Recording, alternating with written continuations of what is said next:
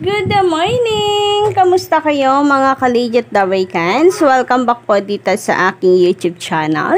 And dito na naman nga po ako si Gandara, ang ka-legit Dawaycans po ninyo na maghahatid ng mga latest update and fresh happenings about sa TVJ and legit Dawaycans. And for today's video, ang ating nga pong tatalakayin ay patungkol po dito sa tila bagong lilitaw na segment para po sa TVJ. Bagong segment ng TVJ dahil sa paglitaw nitong mag-jowa si Ellen and Brad. So, mukhang ang mga nakapila noon pa man na segment ng TVJ ay unti-unti na nagkakaroon ng pinto sa unti-unti pong pagpapakilala ng mga AI family. Kagaya nitong sila Lola Belen and Atasha. Naging usap-usapan mula nung lumabas si Atasha na ang segment na Wala Kayo sa Apo Ko ay segment para kina Lola Belen and Atasha. Ngayon naman kay Maine Mendoza and Brad, ay kay Ellen and Brad. Ngayon ang tanong ng marami, lahat kaya ng ito noon pa man since day 1 ay talagang nakaplano na ng TVJ and unti-unti pong nilalabas nila ngayon ni ka-legit Dawaycans.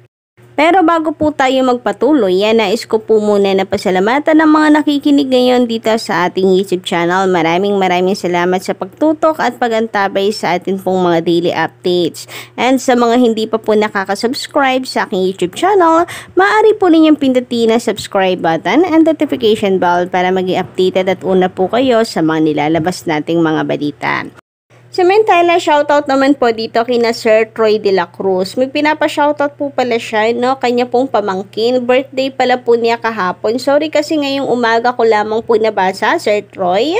But anyway, belated happy birthday kay Renz Poserio, ang pamangkin ni Sir Troy de la Cruz. Magandang umaga sa iyo. Happy birthday again. Shoutout din po dito kay na Miss Alita Movilla, Julius De Dios, magandang umaga, Miss Rosemary Ariel Hermoso, and Romy Obispo, magandang umaga. Anyway, simulan na nga po natin ngayon ang atin pong balitaan at unahin po nating pag-usapan itong patungkol po dito sa mga naging karakter ni Maine Mendoza sa original na 8 Bulaga. At sa EAT mga ka-legit Dawaycans, So from Yaya Dub to Mengay Nita, and then ngayon naman ay si Ellen from Hollywood. Grabe nga yun. Siya lagi ang bida ng TVJ. Tama ako. From bida sa kalyeserye and bibida naman sa Gimme serye. Sayang lang talaga si Maine Mendoza na wala siyang hilig po sa mga teleserye. So for sure po niyan malaki na rin ang in-improve nitong si Mengay. Or another sitcom please para po kay Maine Mendoza. Kasi parang ito na lamang po yung hilig niya na sitcom. So sa mga drama, sa mga teleserye, romcom, kahit romcom sana pwede, pero wala kasing hilig si Mengay, sayang mga ka-OG, for sure po niya na magiging mabenta po talaga ang kanya pong palabas, kung sakasakali. With kaya, Kuya Pao, gawa sila ng sitcom, or ng hindi sitcom, kahit po ng romcom sa TV5, maganda yun. Kayo mga ka-OG, ang inyong say about doon? Maganda yun, And sana nga ay matupad na ang mga Dawaycans po ay magkakaroon na ng shows dito sa TV5. And hiling ko rin na magkaroon na po ng sariling artist ang TV5. Well, unti-unti na po silang nadadagdagan na nakakontrata po sa TV5 kasi itong si Dimples Romay na ka-OG ay bago na po nating kapatid.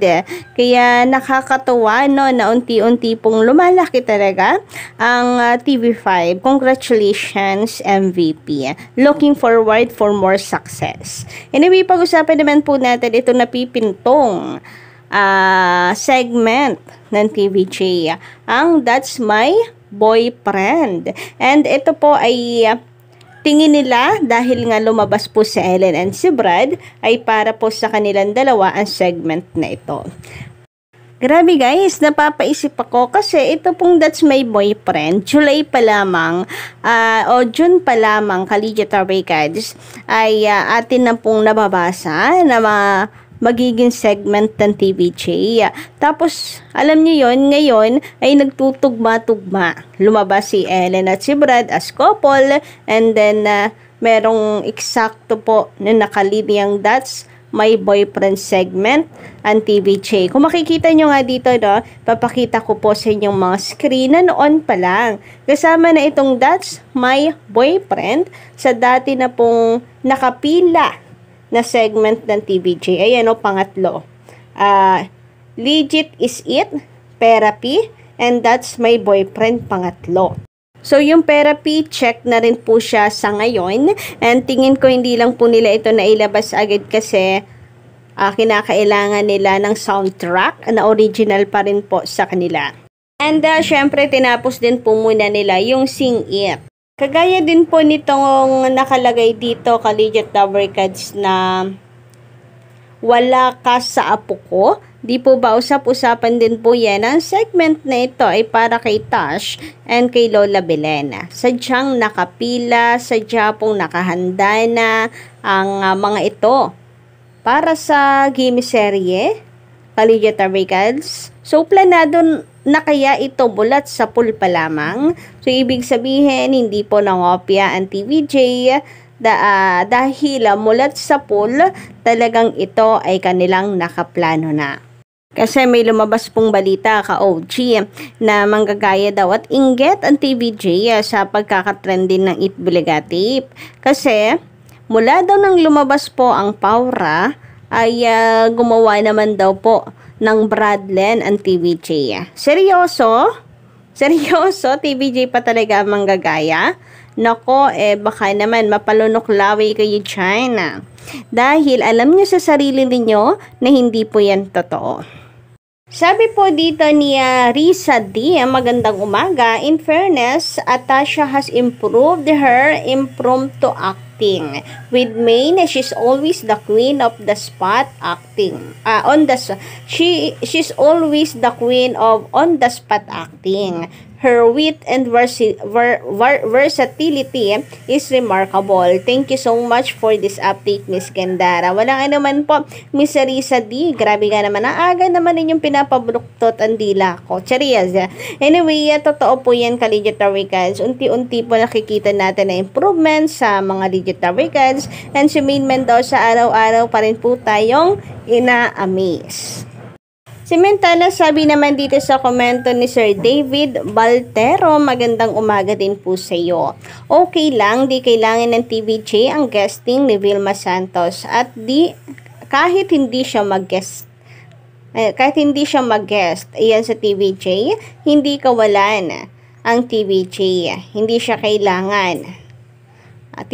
Kailangan niyang mag-guest sa TVJ para panoorin ang pelikula niya sa ginawa niyang pag-guest sa Fake Bulaga, lalong wala nang manonood sa pelikula niya. Well, ganun siguro talaga, Collegiate Awakens, no, lahat gagawin para i-promote ang kanila pong movie, ka-OG na kung saan ay kasama po ata ito sa MMFF. And ngayon, masasabi ko na alam ko na kung bakit po siya doon nag-guest sa Eat Bulaga dahil ni Cassie. Kasi si Cassie parang kasama po niya dito sa movie na ito. So, ayun, kinakailangan na makapag-guest sila sa Eat Bulaga. So, paano kaya dito sa EAT? Lilitaw kaya sila? Since ang kasama po niya dito sa pelikulang ito ay si Cassie Legazpi na nasa rival show ng TVJ. Sabi naman sa komento ni Miss Anna Red Lady, good morning. Kaya nga, sunny pwersa sila. Pero kulelat pa rin. Ang Legit The Wickeds pa rin ang number 1. More powers and God bless all. So, actually, nahati lang po ang viewers nila no, mula nung mag-live din ang GMA Network, Facebook and YouTube po ata. So, nahati lang lalo ang kanilang live viewers. From 2K, naging tig 1K na lang po sila. Grabe nga naman yun. Nagkaroon patuloy ng kahati ang tipuligan sa kanilang kita. So, kamusta naman yan? Ang social media team po nila, baka hindi na nila mapasakuran yan. Cheers! Anyway, yan lang po muna ang update natin ngayong umaga. Maraming salamat sa pagtutok at pa-comment na lamang po sa baba para sa inyong mga komento, saloobin at reaction dahil araw-araw po akong nagbabasa ng mga comments. So yun lang muna no today. Don't forget to click the subscribe button and notification bell para po sa iba pang mga balita.